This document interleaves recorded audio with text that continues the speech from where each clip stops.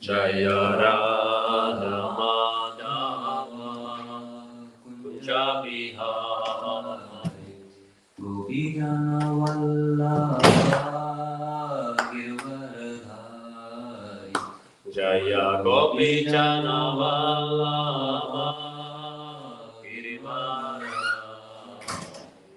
Yashodanandana Vraja Janaranjana Yashodanandana Vraja Janaranjana Yamuna Tira Vanachari Yamuna Tira Vanachari Jaya Radha Madhava Kunja Vihari Jaya Radha Madhava Kunja Vihari Govinda Vallabha Girdhari Jaya Govinda Vallabha Girdhari Yashodanandana Vraja Janaranjana Yashodanandana Vraja Janaranjana Yamuna Tira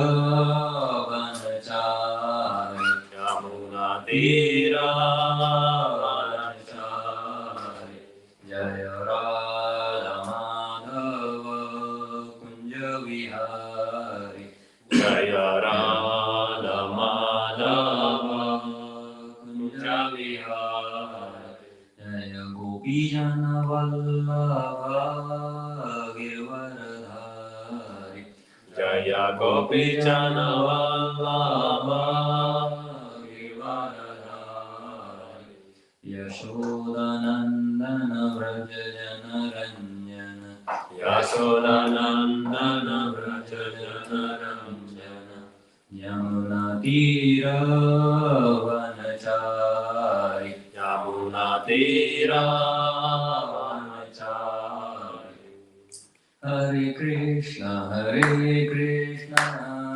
Krishna Krishna Hare Hare Hare Rama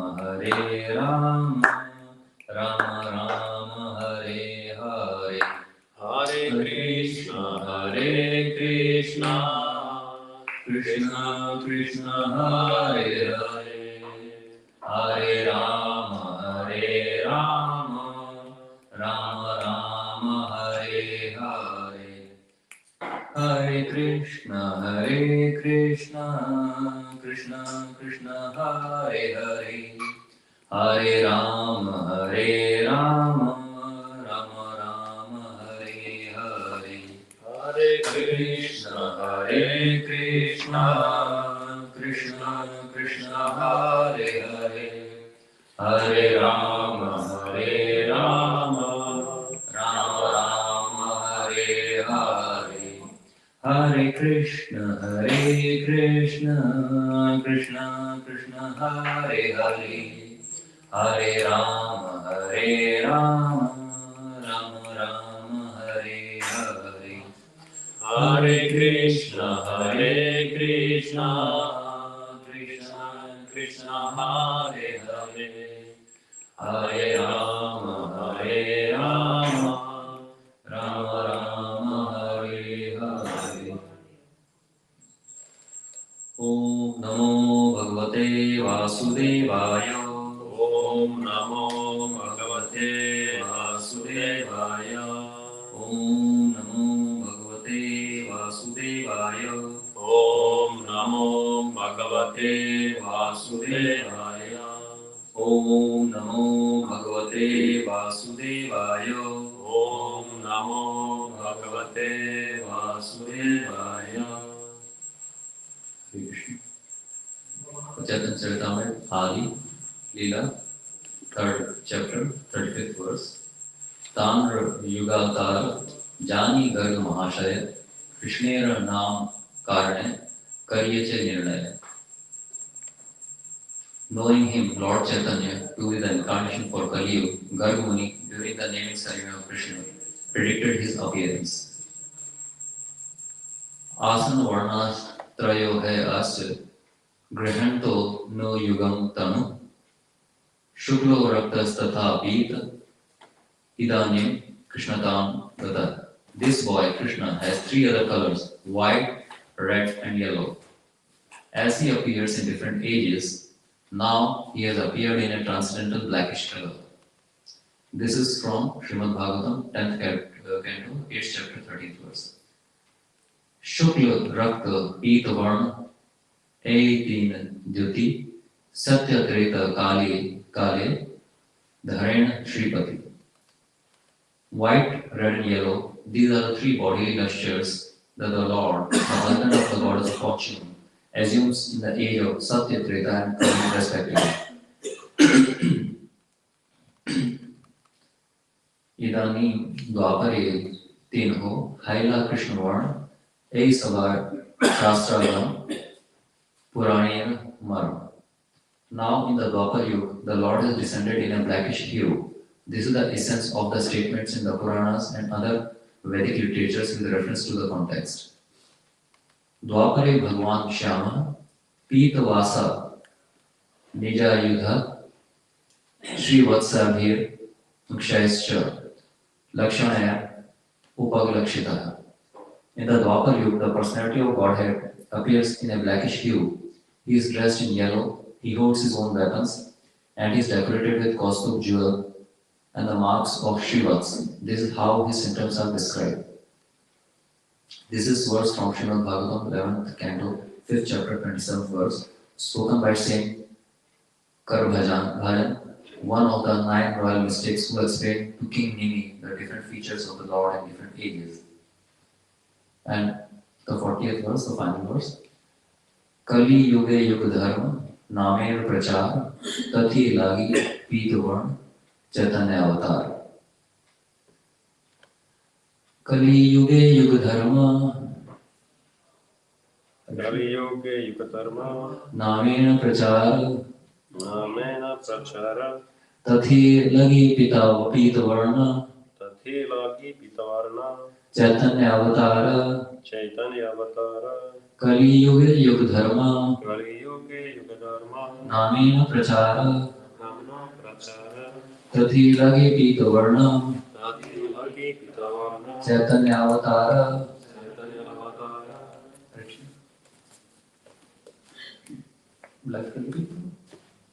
Kali Yuga Dharma, Kali Yuge Yug Dharma, Namera Prachara, Namera Prachara, Tati Lagi Pita Varna, Tathi Lagi Pitavarna, Chaitanya Avatara, Chaitanya Avatara. Kali Yuge. In the age of Kali, In the age of Kali, Yug Dharma, Yuga Dharma, the religious practice for the age, the righteous practice of the age, Namena, Name of the holy name, of the holy name, Prachar, Prachara, propagation, propagation, Tathi, Tathi, this, this, Lagi, Lagi, for for Pitavarna, Pita Varna, having a yellow color, having a yellow color, Chaitanya Avatara, Chaitanya Avatara, the incarnation of Lord Chaitanya. of Lord Chaitanya. Translation prepared by Srila Prabhupada. The religious practice for the age of Kali is to broadcast the glories of the holy name. Only for this purpose has the Lord, in a yellow color, descended as Lord Chaitanya. In this age of Kali, the practical system of religion for everyone is the chanting of the name of the Godhead. This was introduced in this age by Lord Chaitanya. Bhakti Yoga actually begins with the chanting of the holy name, as confirmed by Madhvacharya in his commentary on the Mundak Upanishad.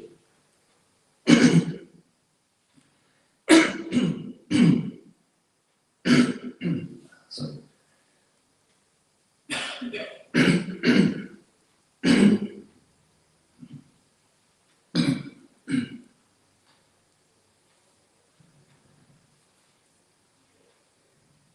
So,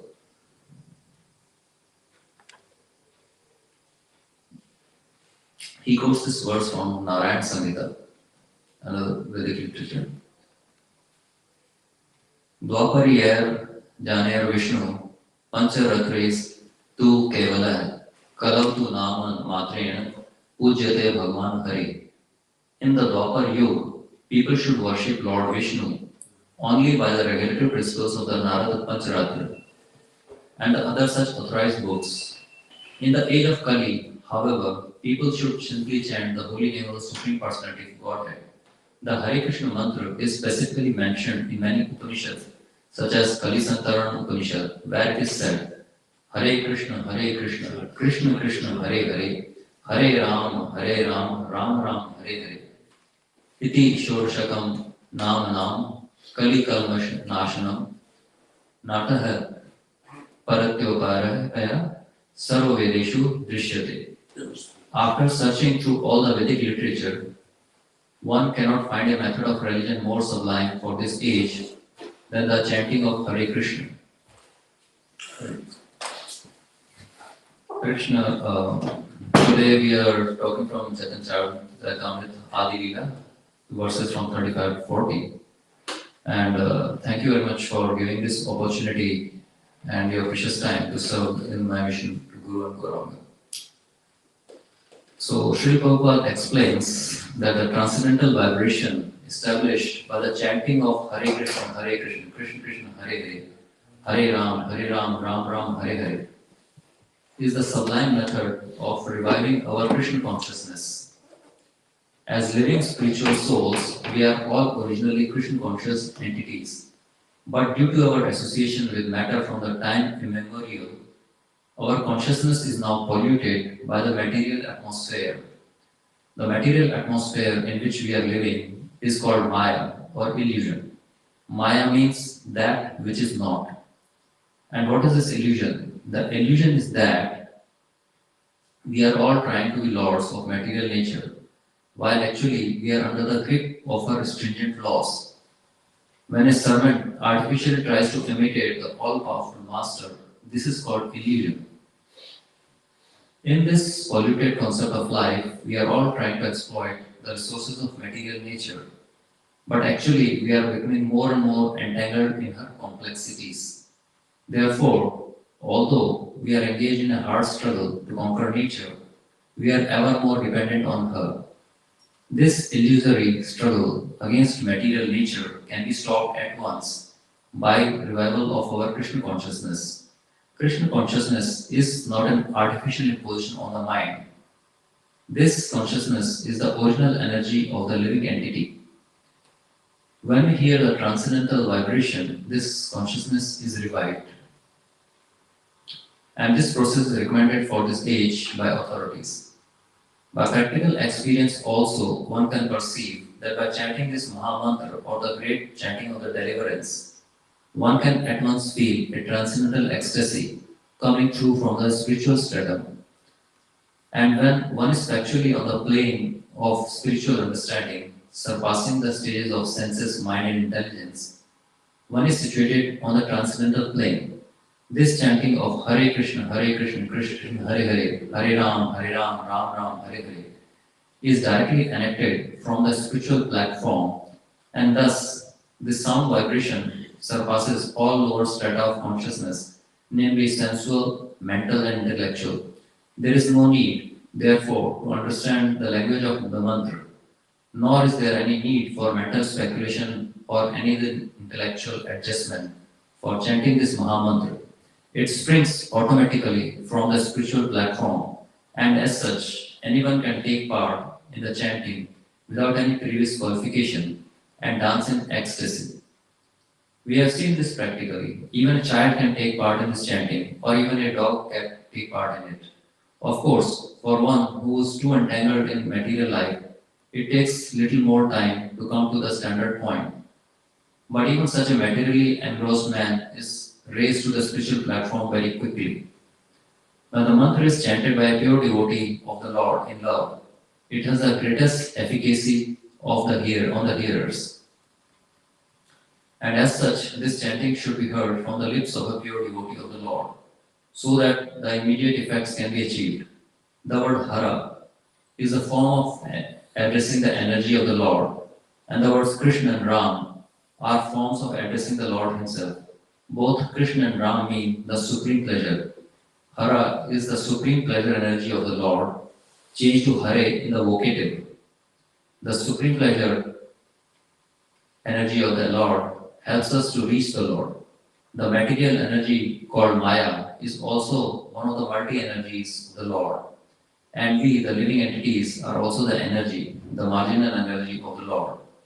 The living entities are described as superior to material energy when the superior energy is in contact with the inferior energy and incompatible situation arises. But when the superior marginal energy is in contact with superior energy called Hara, the living entity is established in this happy normal condition. These three words, namely Hare, Krishna and Ram, are the transcendental seeds of the Mahamantra. The chanting is a spiritual call for the Lord and his internal energy, Hara, to give protection to the conditioned soul. This chanting is exactly like the genuine cry of a child for its mother. Mother Hara helps the devotee achieve the grace of the Supreme Father, Hari or Krishna. The Lord reveals himself to the devotees who chant this mantra sincerely. No other means of spiritual realization, therefore, is as effective in this age as chanting the Mahamantra, Hare Krishna, Krishna Krishna, Hare Hare, Hare Ram, Ram Ram, Hare Hare. Thank you. Any questions or any comments? Most welcome. Yes.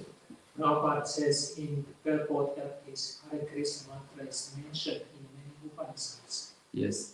But I personally know that it's only mentioned in Kalisankara Upanishad. Okay. Is it so?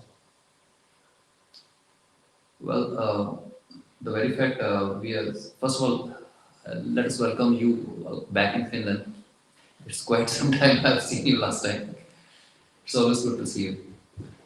Well, if you ask me, my simple answer is I don't know. But the very fact I'm here is because of Shri Prabhupada's mercy. So I don't doubt. Whatever he says, I follow. You could say that I'm a parrot who's trying to imbibe those words inside me. But till the time that stage comes, I'll just repeat what he says. I can use my language, but if you are saying, of course, I cannot doubt you. But if he says, I just repeat what he says. Correct. I was reading that there are some changes in Vedic literatures also, and they're wondering that who has authorized these changes. So I have just not understood those things. But as of now, I feel that my intelligence is not that great that I could comment on what he has said. But I can just repeat what he has said. And on the basis of that, what I understood, I can speak only on the basis. So does that satisfy your query? Yeah. Because let me put it this way, you are asking a school-going student university level question.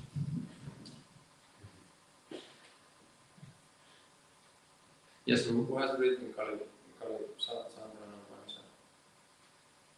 Narada.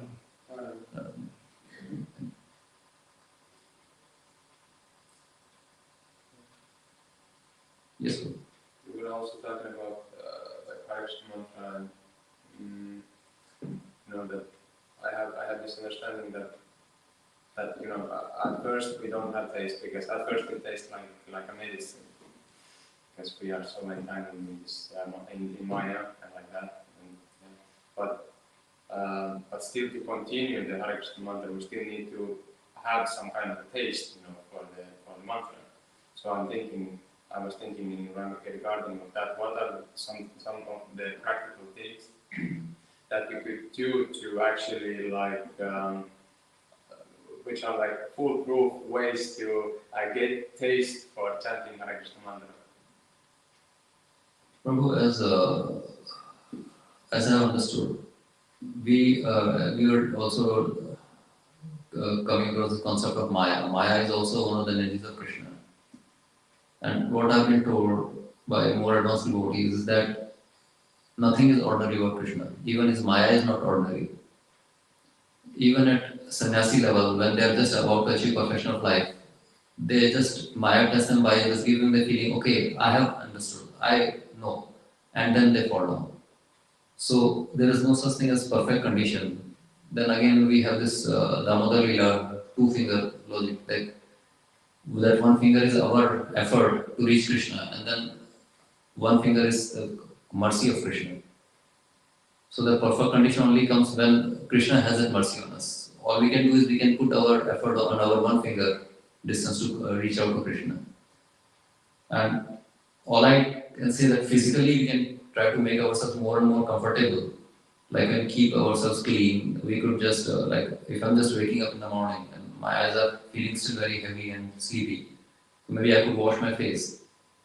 But if you realize that these are the temporary arrangements, but as we advance in our age, you'll realize that I've seen it has happened to my parents also that as the old age advances, it is mentioned if you are following typical Vedic culture and we are in perfect condition, towards the end of life, this mucus starts coming up and starts choking us up. And a person who dies of natural death is because of this choking of throat and because of that. And most of us can hope that we live perfect lives, but towards the sickness, as the age advances, it becomes very difficult even for us to breathe. And that time, how will we chanting purely? So this practice is all towards that. So we are not perfect now. So how will we be perfect at that time when we are just breathing our last? Because at the end, our profession of life, it is said that what we are chanting or what we are doing on a day-to-day basis is preparing for an examination. And that examination is the last breath of our life. When we are just taking our last breath, are we thinking about Krishna? In fact, I had heard about some audio sessions and I have saw video when Shri Prabhu was passing away. And the last word which he uttered in his last breath was Hare Krishna. So that was his perfection of his life. Of course, he was demonstrating he was always perfect in his life, but that's how he appeared. So we can try to keep our surroundings clean, our thought process clean, but these are mechanical methods. But if you have to keep on practicing, that's all we can say. Like when you, if you have managed to save all the records when you started reading and writing, the first time you wrote some alphabet, it was looking crooked and all those things. But now the same alphabet looks very simple. It's just because of practice. And first of all, how many of us actually like writing and all those things? If you have there are more interesting things, you will be interested in playing and doing other things. Writing would be one of the last things to come to our mind. So chanting is something like that. But we keep on practicing, automatically we'll start becoming better and better. Like you might have seen when you are going to mountains, you'll find that there are mountains which are having different shapes, and the rocks which fall down from that broken part, they look in different jagged shapes. But the ones which are in contact with river, they start becoming beautiful rounded shape. So our consciousness is something like that. So right now we are maybe rough looking stones, but we can become rounded and beautiful stones by the mercy of Krishna and of course by our practice. Does that answer your question? I can say not very exactly. What is it? What do you mean by purifying when our consciousness, comes to a state that it's purified? Do you mean by that when we are chanting Hare Krishna mantra, then we will experience the Hare Krishna mantra as it is actually like? Yes, exactly. That's what I'm saying. That's basically when we keep on practicing. Initially, we may not have any taste, so it is very mechanical. But that doesn't mean we just leave it. My personal experiences are that when I'm in total stressful condition, so first round I chant, second round I chant, nothing happens. Third round, nothing happens. When I'm chanting at least 4 rounds, then my mind slowly starts calming down. So it takes me at least 4 rounds when I'm in disturbed state to come to just to normal state. Yeah, but that is nothing transcendental. That is just controlling your mind and No. That's what I'm saying. I'm just saying again, it's a beginner's step. What you're asking me how to write award-winning essays and novels. I'm saying right now I'm just saying that how to advance from alphabets to words and words to sentences. Yeah. So sentences will lead to paragraphs and paragraphs will lead to essays. So unless we keep our basics right, we can realize that anybody who's good in anything has perfected each and all small processes. Basically, we are sum and substance of what we are individual atom level. But when we start practicing each and everything, like okay, let me put it very simple. Have you ever been to gymnasium or kuntosali, where you do exercises? They will say, okay, you start doing with this. First, you just warm up your body, and then they'll say, today you do only the upper part. Next time you do only the lower part. They'll never say, okay, you come and start with all the parts immediately. Because they know that your body also needs rest and condition to come to that stage. So when we start doing bits and bits, if you start making each and every bit of your body strong, then your body becomes strong. So same way, it's about chanting. When we start chanting, firstly we start chanting whatever way it comes, because any chanting is better than no chanting. Then we slowly start focusing, our consciousness comes, and Krishna also gives us intelligence to slowly start correcting our pronunciation. When we start pronouncing correctly, and we start correcting our posture, then we start realizing, okay, I'm doing slouching, or when I'm straight, my chanting is also changing. Then slowly I start realizing whether sitting or while walking. Then we start walking towards the forest by the river side. Then slowly you start developing. Then you, over a period of time, you realize that from the word, first time you started chanting, to the stage when you have covered a long distance. It's just because of the practice. And at every stage, you realize that your realizations and your consciousness is becoming better and better than it when you were starting. You see any small child, you must be having some small kids in your family, how they talk and how you talk. There is a difference between that also. It's just a matter of practice. If I ask you to run, you can run very well. But when you're born baby, you would be struggling even to just straighten your back to belly. That's all about practice. Does that answer the question? Yes, Rohit. Thank you. Can I ask one question? That's what I'm asking. Okay. There was that inferior energy of Krishna is called Maya, Yeah. which means which don't exist. So can you tell? Because we are here and we feel that this exists, but can you open why it don't exist? And it's also said there in the scripture that it's like that inferior energy is here, but it's not. It's not eternal. It's like temporary. It's a same example, like they say sun rays is not the same as sun, but sun rays are coming from sun only. If there is no sun, there won't be any sun rays. So Maya is an energy which is very much real. But what is meant are the effects of Maya, the illusion. Like,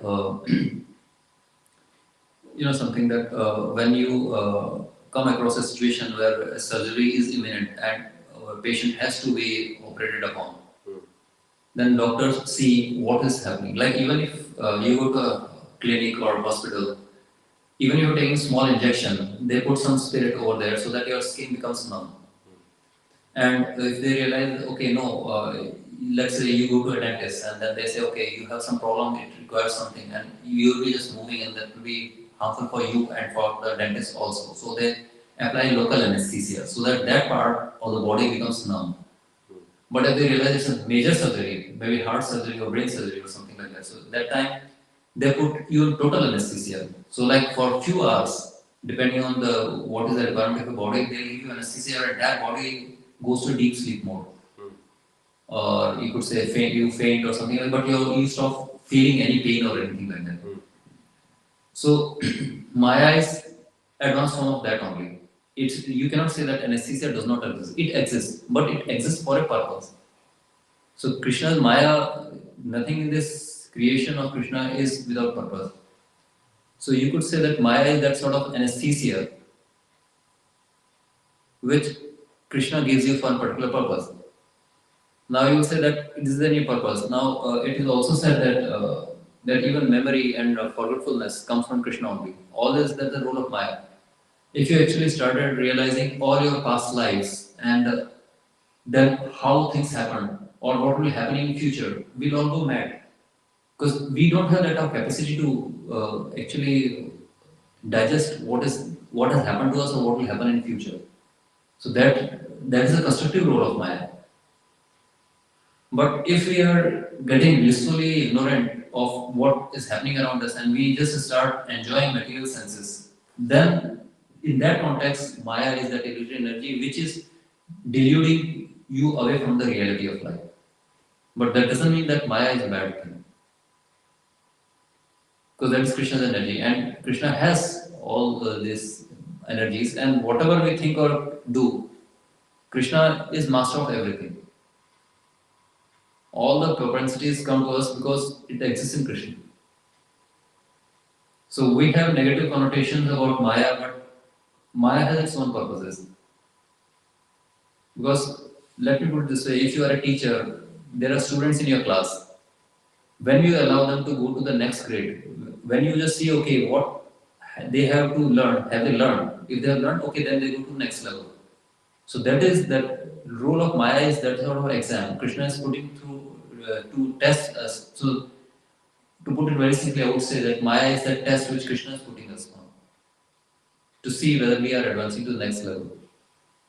And of course, then if we have mercy, then Krishna does not give Maya.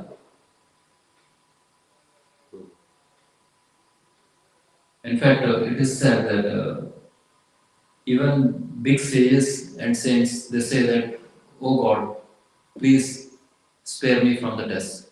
All of us are scared of tests. There are many examples. We can take up many examples.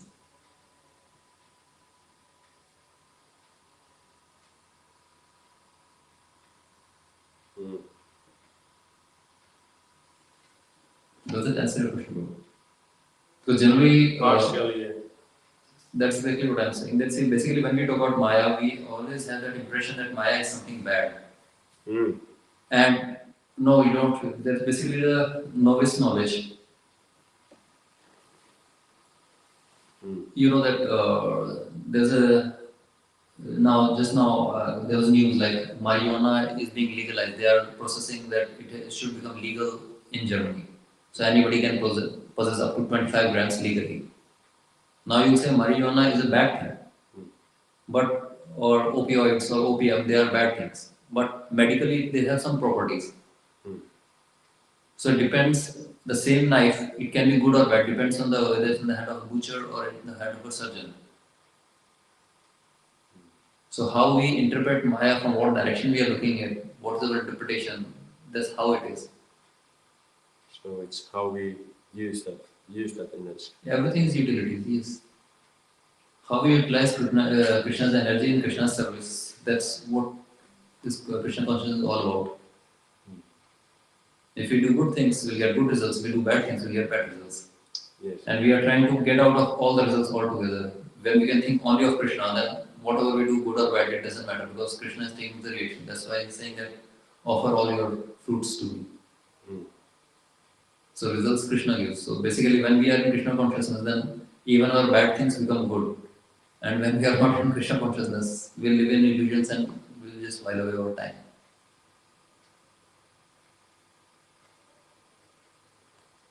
Does that answer your question? Yes. I still see some doubts. I didn't understand 100% your anesthesia. How I say? What did you say about Maya is like?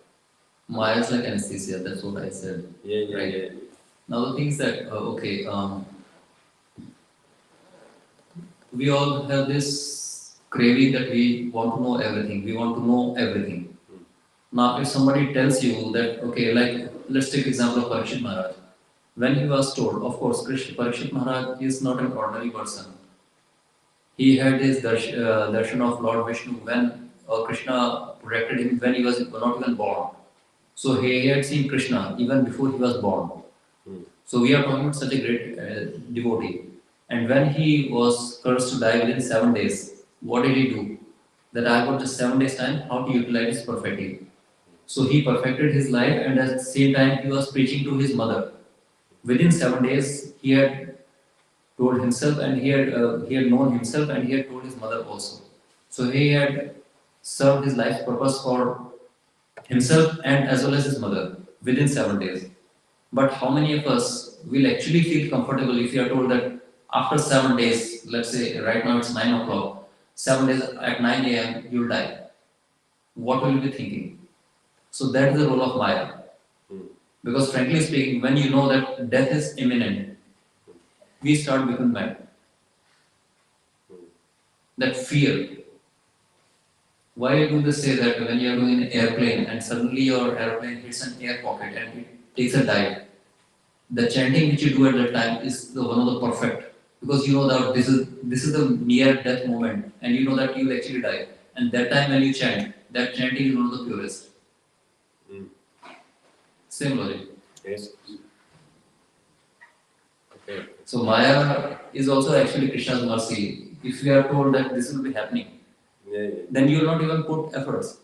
Yes. If we are able to learn from the moments that Krishna is giving that. Let's say, Prabhu, tomorrow is Sunday feast program, and you are told that you are in charge of Sunday feast. You have to take care of all the dishes, and everybody you require, everybody will be around you. The best cooks and best chefs and whatever you want, best volunteers, everybody is around you. But suddenly you also get this knowledge from Krishna's mercy that the whatever food you will cook will be burned. It will be all spoiled. And people will be actually insulting you for that. Now you are given this knowledge. What would you do? Would you even attempt to take responsibility of Sunday Prasad when you know what will be the results? Would you actually try it? Yes. You know that it will be disaster. There's a knowledge which is actually coming personally from Krishna that whatever you do tomorrow will be a disaster.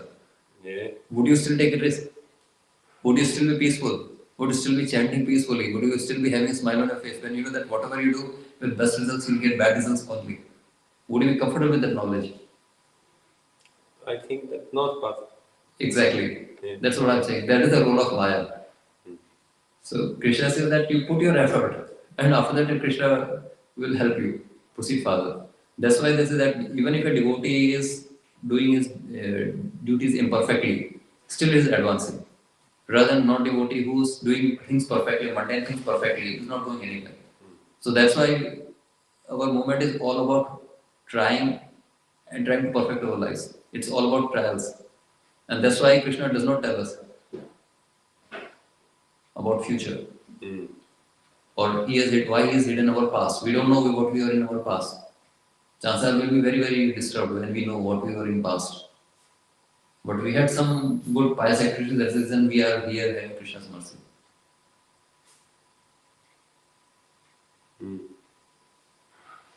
You know in Ramayana, when Lord Ram was leaving, Maharaj Dasharatha was dying.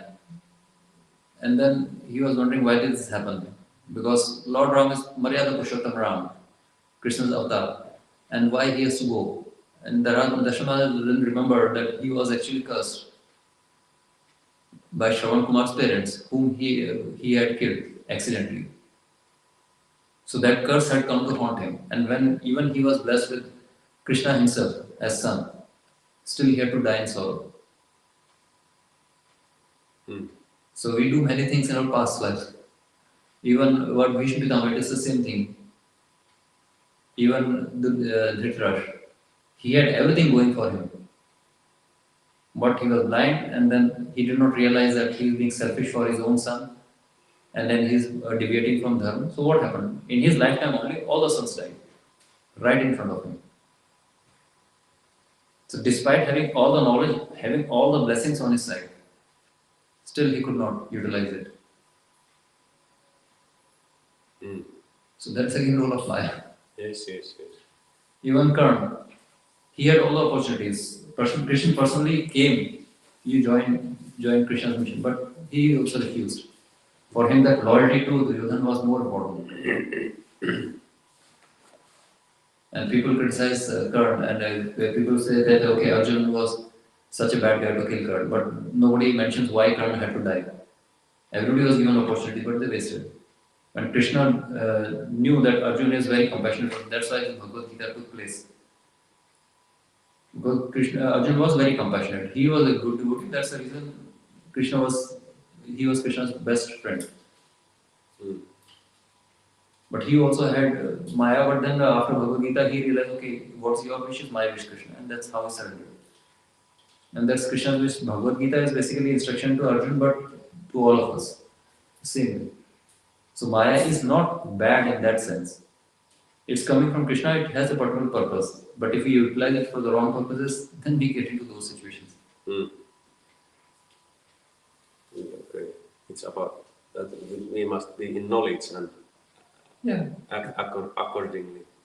Maya tries to test us. We are more concerned what will be the results, will we pass or fail that examination. But the fact of thinking is that it is just an exam. If we are prepared, we will be passing. If we are not, it's just a test. That's it, nothing beyond that.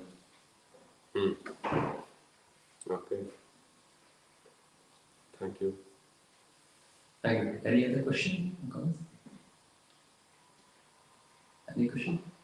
Yeah, but I don't know if they are according to this lecture.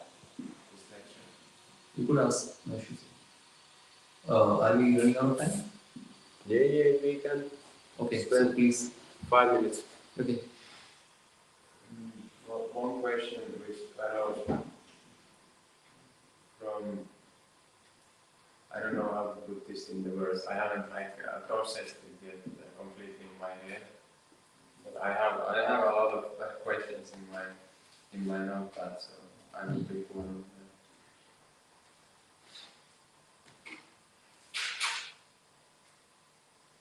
Well, I have this one.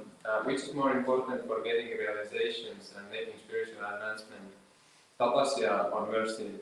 How do we even get, how do we even get mercy? Tapasya is in our hands, but mercy, for me at least, it seems like the mercy either might come or might not come, whatever our endeavor is. So it seems for me like, when you practice tapasya, if you do it sincerely, then the result is pretty much guaranteed, Of course, it might not be what you are expecting, but it sure is something very beneficial. But in bhakti, we rely mostly on mercy. But it's, for me, it seems like, I just have to wait for the mercy to come, and everything seems uncertain and like that. So, can you elaborate? Well, I think you didn't ask the question, you stated a fact. Yeah. That there is tapasya and then there is mercy. So that's what Damodar Lila is all about. One finger is tapasya, other person is tapasya or efforts in English, or other mercy, as you rightly pointed out, that if Krishna feels that, okay, we deserve. Otherwise, how do you explain this Ajaman's pastime, that he, up to the age of 24, he was perfect Brahmin, and then suddenly he fell down and he did worst possible things. At the age of 81 or something, he was becoming a father of 9th child or something. And then still, he had the spirit to name his son as Narayan, and then just accidentally he said Narayan, and that is Krishna's mercy only, and then suddenly he was delivered later on. You practice with proper Brahmin parents, Krishna consciousness as a perfect brahmachari till the age of 24 or something, and you have perfect life, perfect wife, perfect kids, everything, perfect parent, everything going perfectly, and suddenly you go out and see a prostitute and then fall down and you have an affair with that prostitute only, who was not even sensible and all those things, and then he felt totally into lust, and then he degraded to crazy amounts, and then he did all sinful activities, and then suddenly he again names some Narayan and other things. So that is mercy. So the mercy came because he practiced tapasya in the early life. Okay, then if that is the case, I'll ask you, okay, I'm sorry, now I'm deviating, I'm going to another example. How about Valmiki? Valmiki, he was a dacoit. I don't know. You know Valmiki Ramayana? No. You know Ramayana? Yeah, I read it once. Yeah, the author of that is Valmiki. Okay. And he was a dacoit, and he was just what a dacoit does. Dacoit kills people and does all sort of crimes. Not even instead of a crime only, that right. If you do think something bad about that, is a sin. But if you are downright killing and all those things, that's way beyond even sins. You are straight away doing something which is not acceptable even by the common logic. He was doing all that, and what happened after that? He tried to catch hold of Narad Muni, and that is mercy that Krishna had sent Narad Muni out there, and then suddenly he started talking to him.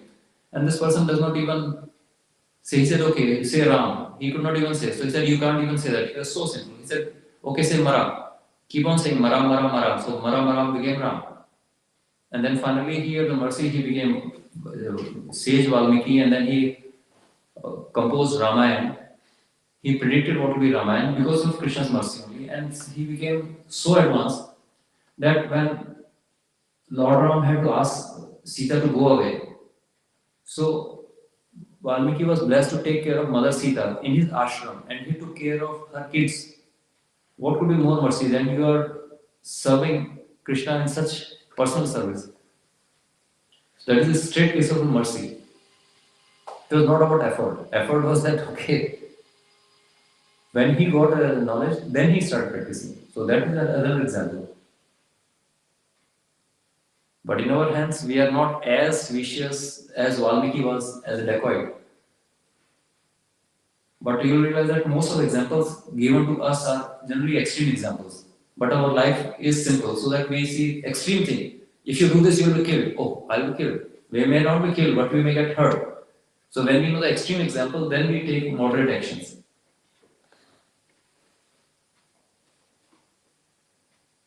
So we are not going to get those extreme tests and all those things, but that's exactly your understanding is very correct. It is tapasya. We keep on doing tapasya. Slowly results will come. Maybe not now, maybe later.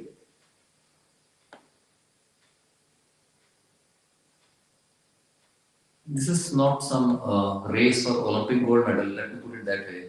That I'll run 23 kilometers in under 2 hours and then I'll get marathon. Keep on practicing because Olympic also comes every 4 years, but this is our lifetime we are talking about. Of course, when we start advancing, then we start, okay, we have so less time. But the thing is that we have time. Again, Krishna's mercy. It depends on how many lifetimes it might take. But we are greedy, so we want to finish everything in one lifetime. That's the reason we feel that there is no time. That's the right understanding also.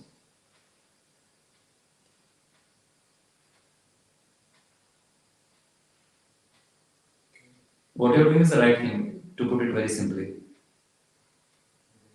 And of course, you are being a bit impatient. All of us are. That's why we are in this body in any case. But we keep on doing the right things, we will get the right results. That's Krishna's saying, not my saying. The only thing that for Krishna, everything, even time is Krishna only. So we are just getting impatient when we'll get the results, the results we desire. If we are putting the results we actually want, efforts are in that direction, then results will also come. But then we are getting impatient that we will need now. It doesn't work like that. When Krishna says now, then Krishna's now will be our now.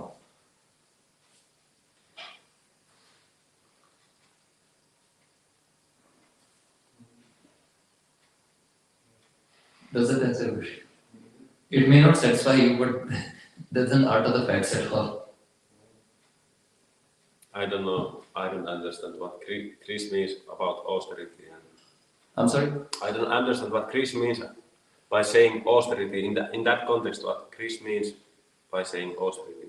Because what is the austerity for us? Like for regulatory principles, but Well, let me put it this way. You have to wake up at Brahma Muhurt, yeah. clear your body, clean your thought process and everything, then come from. That's also an austerity. Yeah.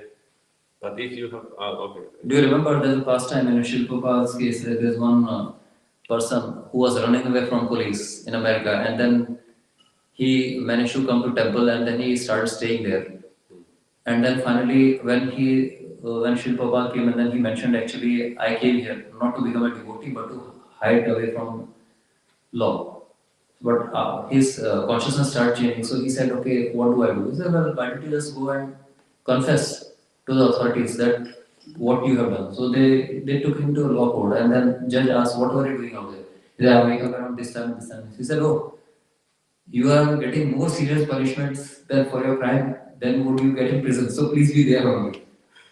This is how it is. So austerity depends how you are thinking it. Every day in the morning, you are getting up, taking bath, and you are cleaning temple, you are serving devotees, who serve you, are doing everything. That is austerity. But if I ask you have siblings, brother, sister? Yes. You ask them that what you are doing is austerity. But for you, that will be the easy thing because you have practiced. Yeah, in the beginning it's a little bit. But when we get a little bit taste, then it's not that much. Okay, when you started learning rules and Keli or Swedish language for the first time, it was difficult and still it is difficult, right? Because you are not putting that much effort because that's not needed for you at this point of time. English finish is good enough for you, right? This is how things are going on. Austerity is well, actually, well, would be okay. Let me put this. You have any exercise of bicycling or something like that, or some running around and all those things? Did you go for jogging or something like that? Yes, sometimes. So when you are jogging, when you start studying also, that's also an austerity only for your body in physical sense, isn't it? Yes. But you enjoy it. Yes. So waking up in the morning, you enjoy it now, which earlier you did not because you are not practiced to that. Yes. So that's not austerity anymore. Yes. Now your austerity is more at mental level that how do I become even better than what I'm doing? Those are your austerities. How do I do even better than what I'm doing? But what you already done, that's not austerity for you anymore. It's come naturally now. That's what your movement is all about. Okay. Yes, sir. Is there different kinds of mercy? Mercies like we get This is the last one. we get like mercy when we come here, according to our tapasya, like we wake up Brahmanuti, but there's then like Narayana when he comes to us, may come to us and gives us like this mercy and so are there like what is the difference between them and what kinds of other mercies are there? Okay, let's say you are facing some body pain and some problems and some swelling and all those things. What is the medicine you take? Ibuprofen? Burana? Okay. Yeah.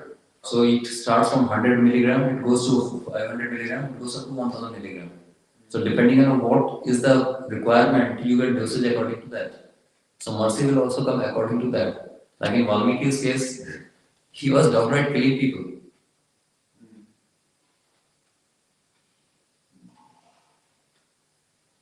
Okay. When we read Shilpa's Lilamrit, you'll realize that many situations, it was not that his life was going all hunky dory. He had also his own tough times. Even towards the end, he said that there is no happiness in this material world. That Shilpa's comment, a self realized soul, he's saying that there is no happiness in this world. So if you look at that perspective, this is a jail, and we are trying to make our life comfortable in this jail. That's the point. That Maya is what? That is that jailer of that prison in which we are. In this jail, the Maya is trying to protect us by not allowing us to run out of this system. But when Maya sees that, okay, this person is now ready to go, then you are released from this prison. So Maya is that jailer. She is also serving, Krishna has asked, you are the jailer of this prison, so you make sure that the undeserving people don't escape from this prison. So even at a sannyasi level, okay, I am a sannyasi, they can come back. So it's the only thing is that what part of prison you are in the lowest cell or the higher cell, where you are about to be released. It depends on that.